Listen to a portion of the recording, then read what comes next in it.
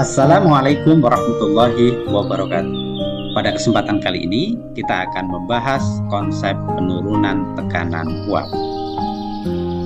Ketika kita ingin mengetahui seberapa besar penurunan tekanan uap yang terjadi pada suatu larutan, maka terlebih dahulu kita harus membandingkan besarnya tekanan uap yang terjadi pada larutan tersebut dengan pelarut murninya. Misalnya, kita ingin mengetahui seberapa besar tekanan uap yang terjadi pada larutan gula, maka kita dapat membandingkan tekanan uap yang terjadi pada larutan tersebut dengan air murni sebagai pelarut murninya.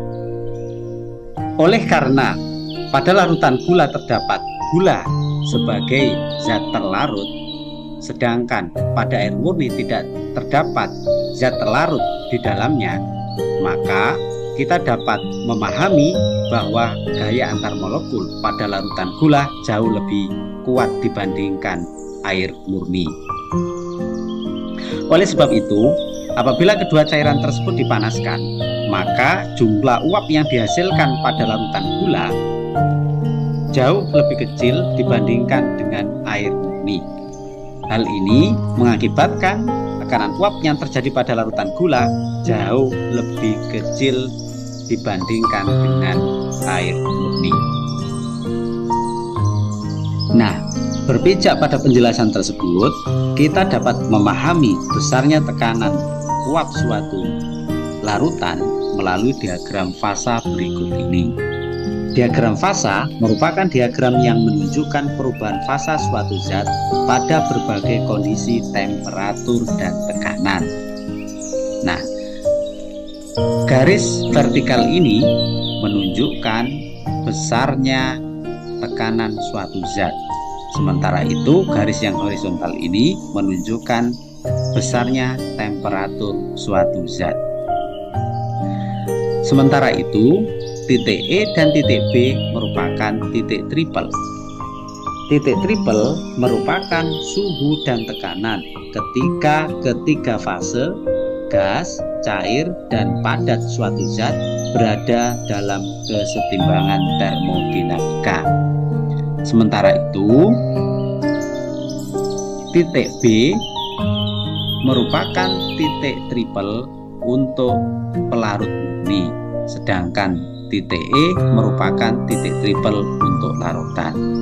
Selanjutnya, garis BC merupakan garis didih untuk pelarut murni, sedangkan garis putus-putus EF merupakan garis didih untuk larutan, di mana kedua garis tersebut merupakan pembatas suatu cairan untuk berubah wujud menjadi gas. Diagram fasa ini dapat digunakan untuk menentukan besarnya penurunan tekanan uap pada suatu larutan terhadap pelarut murninya. Misalnya, pada suhu 100 derajat Celcius, ketika kita tarik garis putus-putus ini ke atas, maka kita akan menjumpai titik C absen dan titik C, di mana titik C ini menunjukkan besarnya tekanan uap suatu pelarut murni, sedangkan titik C absen ini menunjukkan besarnya tekanan uap suatu larutan.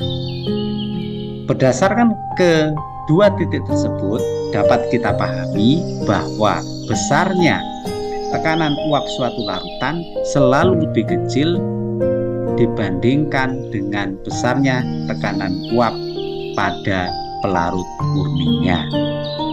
Berdasarkan penjelasan tersebut, dapat dipahami bahwa selisih harga tekanan uap pada pelarut murni dan larutan disebut dengan penurunan tekanan uap, yang dinotasikan dengan delta P sama dengan P0 min P, yang mana delta P merupakan penurunan tekanan uap, sedangkan P0 merupakan tekanan uap pelarut murni, dan P merupakan tekanan uap suatu larutan. Demikian penjelasan kami, semoga bermanfaat. Assalamualaikum warahmatullahi wabarakatuh.